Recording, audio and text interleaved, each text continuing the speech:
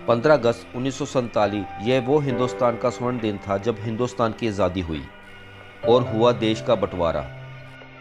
देश का बंटवारा कैसे और क्यों हुआ था, ये मैंने अपनी पिछली वीडियो में बताया था। आप चाहे ये वीडियो देख भी सकते हैं। पर आज 75 साल बाद आज़ादी के बाद हिंदुस्तान कहाँ खड़ा है, इसके बारे में बात करते हैं। हेलो दोस्तों, मैं आपका दोस्त सुखविंदर सिंह और आप देख रहे हैं ज्ञान गुरु। हमें आज़ादी तो मिली पर हर तरफ गरीबी और भूखमरी और ना किसी के सर पर छत थी। पर हमारे भारतीयों की मेहनत और लगन ने कई विकसित देशों की लिस्ट में हिंदुस्तान को खड़ा कर दिया। और दोस्तों, हम इस टॉपिक पर भी बात करेंगे कि हम दूसरे देशों से किस कारण से पीछे हैं। हमारे देश को आज़ाद हुए 7 दशक हो गए हैं, पर इस 7 दशकों में भारत का नक्शा और काफ़ी कुछ बदल गया है। समय के साथ साथ भारत में पढ़े लिखे लोगों की संख्या 4 गुना बढ़ी है और प्रति व्यक्ति आय में भी काफ़ी इजाफा हुआ है। आज़ादी के बाद हर गांव तक बिजली पहुंची है और इसका प्रयास सरकार कर रही है कि हर घर तक बिजली पहुंचे। पहले जहां 3061 गांव में बिजली थी, वहीं अब भारत के 5,94,464 गांव में बिजली मुहैया कराई गई है।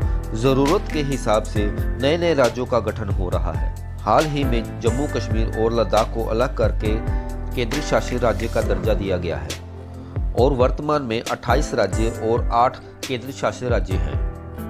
आज़ादी के बाद भारतीय रेल में बहुत ही सुधार देखने को मिला है, जहां भारत का रेल नेटवर्क कई बड़े देशों के रेल नेटवर्क से भी बड़ा है और रेल मंत्रालय नई और आधुनिक ट्रेनें देशवासियों के लिए ला रही है, जो सुख सुविधा के मामले में कई 5 स्टार होटल से कम नहीं।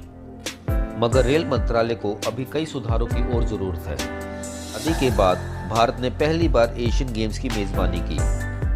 उसके बाद दिल्ली में भारत ने कॉमनवेल्थ गेमों की भी मेज़बानी की। देश की रीढ़ की हड्डी होती है उसका कारोबार और निवेश, और आज़ादी के बाद देश के कारोबार में अच्छी खासी तरक्की हुई है। 1980 और 90 के दौर के बाद कई विदेशी कंपनियों ने भारत में निवेश किया है, और जहां हमारे देश के उद्योगपतियों की बात करें तो पूरी दुनिया में उन्होंने अपना नाम बनाया है और पूरी दुनिया में टॉप 10 की लिस्ट में उनका नाम शुमार है। और हमारे भारतीय कारोबारों की संपत्ति इतनी है कि कई देशों के जीडीपी से भी ज़्यादा है, और इन्हीं वजहों से देश में निवेश और कारोबार बढ़ रहा है। आज भारत दुनिया की चौथी सबसे बड़ी अर्थव्यवस्था है। और अब बात करते हैं आज़ादी के बाद देश के एग्रीकल्चर की। देश में कृषि उत्पादन को बदलने के मकसद से वर्ष 1966-67 को हरी क्रांति की औपचारिक रूप से शुरुआत की गई। इसके जरिए कृषि क्षेत्र में जरूरी सुधारों को भी लागू किया गया। ग्रीन रेवोल्यूशन यानी हरी क्रांति आने के बाद कृषि क्षेत्र में ऐसे कई द्वार खुले जहां कृषि से जुड़े नए नए उद्योग भारत में खुलने लगे। और कृषि क्षेत्र में सुधार तो हुआ ही, पर इससे जुड़े कई लोगों को रोजगार भी मिलने लगे। जहां साल में एक ही फसल होती थी, वहीं एक साल में 2 या 2 से अधिक फसलों का उत्पादन होने लगा। आज भारत रिकॉर्ड तोड़ फसलों का उत्पादन कर रहा है। भारत वही पूरी दुनिया में अपना अनाज एक्सपोर्ट भी कर रहा है। और अब बात करते हैं आज़ादी के बाद भारत ने अंतरिक्ष में अपना कैसा परचम लहराया। अंतरिक्ष में भारत ने 1969 में अंतरिक्ष अनुसंधान यानी इसरो की स्थापना की, और इसका पूरा नाम इंडियन स्पेस रिसर्च ऑर्गेनाइजेशन था, और इसका मुख्यालय बेंगलुरु कर्नाटक में है। आज़ादी के बाद एक वक्त था जब शुरुआती दिनों में साइकिल और बैलगाड़ी पर लाद कर रॉकेट को ले जाना पड़ता था, पर आज इसरो अमेरिका की स्पेस एजेंसी नासा को टक्कर दे रहा है। जहां नासा का बजट इसरो से कहीं ज़्यादा है और नासा अपना एक रॉकेट छोड़ने के लिए कई हजार करोड़ खर्च कर देता है, और वही इसरो कुछ ही 100 करोड़ में अपना मिशन पूरा कर देता है।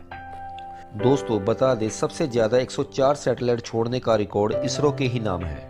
आजकल दुनिया के दूसरे देश भी इसरो के ज़रिए ही अपने सैटेलाइट भेजते हैं, जिससे उन देशों को अपना सैटेलाइट भेजने में भी खर्चा कम आता है।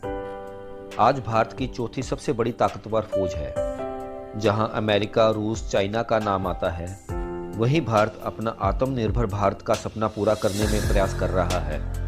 पहले भारत रूस, इजराइल, फ्रांस, अमेरिका जैसे देशों से अपने हथियार खरीदता था, पर आहिस्ता आहिस्ता भारत खुद हथियार और अपने एयरक्राफ्ट, फाइटर जेट बना रहा है और अपने हथियारों को दूसरे देशों को भी बेच रहा है, जिससे भारत को विदेशी मुद्रा की अच्छी खासी कमाई भी होती है। आज देश में एक से एक बढ़िया हाईवे बन रहे हैं। और लोगों की कनेक्टिविटी आसान हो रही है। पहले हमें एक जगह से दूसरी जगह जाना होता था, तब हमें 7 से 8 घंटे लगते थे। अब वही हमें 4 से 5 घंटे में आसानी से अपनी मंजिल की तरफ पहुंच जाते हैं। इंटरनेट सर्विस ने देश की कायाकल्प ही कर दी है। जहां पहले 3G, 4G और अब 5G आ गया है और अब काम इतना आसान हो गया है और कोई भी जानकारी या कोई काम करना हो तो घर से ही कर सकते हैं। दोस्तों, भारत आज़ादी के बाद कई क्षेत्रों में तरक्की कर रहा है, पर विस्तार से बताऊंगा तो ये वीडियो बहुत लंबी हो जाएगी।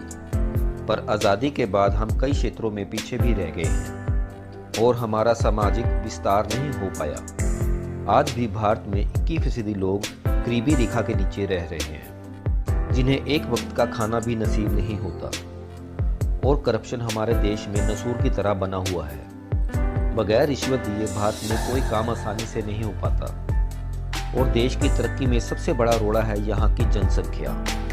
चीन के बाद भारत दूसरा सबसे बड़ा जनसंख्या वाला देश है। देश की आबादी 125 करोड़ को भी पार कर चुकी है। बढ़ती जनसंख्या के कारण देश में बेरोजगारी और गरीबी भी बढ़ रही है और बढ़ती महंगाई ने आम जनता की कमर भी तोड़ दी है।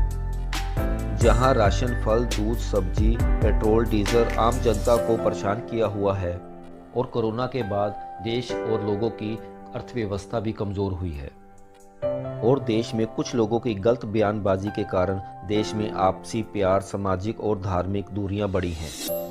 अगर आने वाले समय में देश को और तरक्की की राह पर चलना है तो सबसे पहले हमारे देश के हुक्मरानों को साफ नीयत और नीति से काम करना होगा और हमारे देश के लोगों को भी देश के प्रति जिम्मेदारी समझनी होगी कि हमारे देश को आगे कैसे लेके जाएं। दोस्तों, कुछ बातें मुझसे छूट भी गई होंगी, इसके लिए मैं आपसे माफ़ी मांगता हूँ।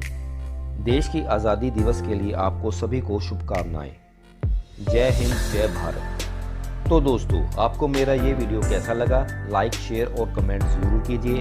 अपना और अपने परिवार का ध्यान रखिए। Thank you.